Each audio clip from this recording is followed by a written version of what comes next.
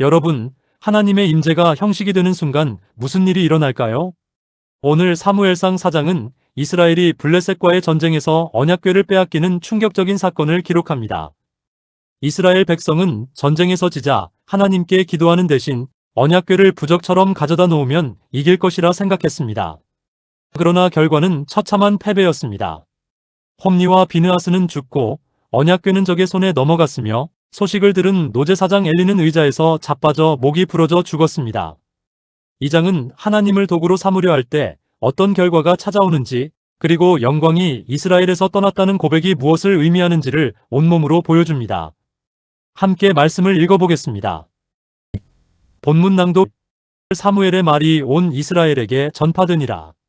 이스라엘은 나가서 블레셋 사람과 싸우려고 에베네셀 곁에 진을 치고 블레셋 사람은 아벡에 진을 쳤더니 블레셋 사람이 이스라엘을 향하여 진을 벌이다가 싸움이 되매 이스라엘이 블레셋 사람 앞에서 패하여 그 군대 중 4,000명가량이 들에서 엎드러졌더라. 백성이 진영으로 돌아오매 이스라엘 장로들이 가로되 여호와께서 어찌하여 오늘 우리로 블레셋 사람 앞에서 패하게 하셨는고? 실로에서 여호와의 언약궤를 우리에게로 가져다가 우리 중에 있게 하여 우리를 우리 원수의 손에서 구원하게 하자 하니, 이에 백성이 실로에 보내어 거기서 그룹 사이에 계신 만군의 여호와의 언약궤를 메어왔고 엘리의 두 아들 홈니와 비느하스는 거기 하나님의 언약궤와 함께 있었더라. 여호와의 언약궤가 진영에 들어올 때에 온 이스라엘이 큰 소리로 외치매 땅이 울렸더라. 블레셋 사람이 그 외치는 소리를 듣고 이르되 히브리 진영에서 큰 소리로 외침은 어쩌미뇨 하다가 여호와의 궤가 진영에 들어온 줄을 깨달았더라. 블레셋 사람이 두려워하여 이르되 신이 진영에 들어왔도다 하고 또 이르되 우리에게 화로다. 전에는 이런 일이 없었도다. 우리에게 화로다. 누가 우리를 이 능한 신들의 손에서 건지리요? 그 신들은 광야에서 여러 가지 재앙으로 애굽 사람을 친 신들이니라. 블레셋 사람들아, 강하게 되고 대장부가 되라.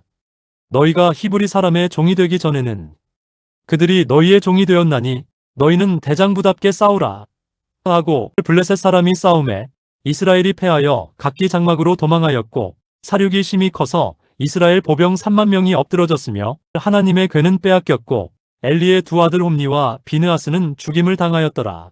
한 베냐민 사람이 그 진중에서 달려와서 그날의 실로에 이르니 그 옷은 찢어졌고 그 머리에는 티끌이 있었더라. 그가 이를 때에 엘리가 길곁 자기 의자에 앉아서 기다리는 것은 그 마음이 하나님의 궤로 인하여 떨림이라. 그 사람이 성읍에 들어가며 기별하매 온 성읍이 부르짖었더라. 엘리가 그 부르짖는 소리를 듣고 이르되 이 환한 소리가 어쩌미뇨 하더니 그 사람이 빨리 달려와서 엘리에게 고하매 이때에 엘리의 나이가 98세라. 그 눈이 어두워서 보지 못하더니 그 사람이 엘리에게 고하되 나는 진중에서 나온 자라. 내가 오늘 진중에서 도망하여 왔나이다 하니 아들아 어떻게 되었느냐 하는지라.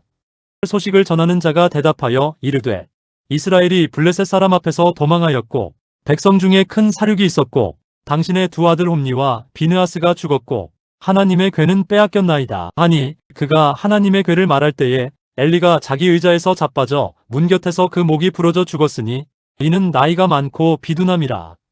그가 이스라엘 사사가 된 지 40년이었더라. 그의 며느리 비느하스의 아내가 임신하여 해산할 때가 가까웠더니 하나님의 궤를 빼앗겼다 함과 그 시부와 남편의 죽었다 함을 듣고 몸을 굽혀 해산하니 그 경통이 갑자기 오기 시작하였더라. 그가 죽어갈 때에 곁에 서 있는 여인들이 이르되 두려워 말라. 내가 아들을 낳았느니라 하되 그가 대답하지 아니하며 마음에 두지 아니하였더니 하나님의 궤를 빼앗기고 시부와 남편이 죽었으므로 인하여 그가 그 아이 이름을 이가봇이라 하여 이르되 영광이 이스라엘에서 떠났다 하고 이르되 하나님의 궤를 빼앗겼으니 영광이 이스라엘에서 떠났다 하니라. 묵상의 시간. 사무엘상 4장은 하나님을 도구로 사용하려 한 이스라엘의 비극을 보여줍니다. 그들은 언약궤를 가져오면 하나님이 반드시 이기게 해주실 것이라 믿었지만 하나님은 그 믿음의 근거 자체가 잘못되었음을 심판으로 드러내셨습니다. 하나님은 우리가 원하는 대로 움직이는 부적이 아니십니다. 언약궤를 가져오면서도 회개하지 않고 엘리의 아들들처럼 부패한 삶을 이어갔을 때 하나님은 침묵하셨습니다. 형식적 종교는 결코 하나님의 임재를 보장하지 않습니다. 이가봇 영광이 떠났다는 고백은 오늘 우리에게도 경고가 됩니다. 교회의 건물이 있고 예배의 형식이 있어도 우리의 마음에서 하나님을 향한 진실한 경외와 순종이 떠났다면 그것이 곧 이가봇의 상태입니다. 그러나 이 사건은 끝이 아닙니다. 하나님은 언약궤가 빼앗긴 후에도 블레셋 진영에서 스스로 영광을 나타내십니다. 패배처럼 보이는 순간에도 하나님은 당신의 주권을 포기하지 않으십니다. 우리의 실패가 하나님의 이야기의 끝이 아님을 기억하시기 바랍니다. 오늘 사무엘상 4장을 끝까지 함께 해주셔서 감사합니다. 이스라엘은 하나님을 수단으로 삼으려다 영광을 잃었습니다. 오늘 우리의 신앙은 어떤 모습인지 조용히 돌아보는 시간이 되었으면 합니다. 여러분의 삶 가운데 하나님의 영광이 떠나지 않고 날마다 그분의 임재 안에서 살아가시기를 간절히 바랍니다. 오늘의 성경 한 구절은 하루의 끝에 말씀으로 위로받고 싶은 분들을 위한 채널입니다. 오늘 묵상이 마음에 닿으셨다면 구독 버튼을 눌러 다음 말씀도 함께 해주세요.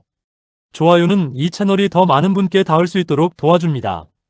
알림 설정을 켜두시면 매일 새 말씀을 가장 먼저 받아보실 수 있습니다. 오늘 말씀이 어떻게 마음에 와닿았는지 댓글로 나눠주시면 큰 힘이 됩니다. 여러분의 클릭 하나가 하나님의 말씀을 더 많은 이에게 전하는 통로가 됩니다.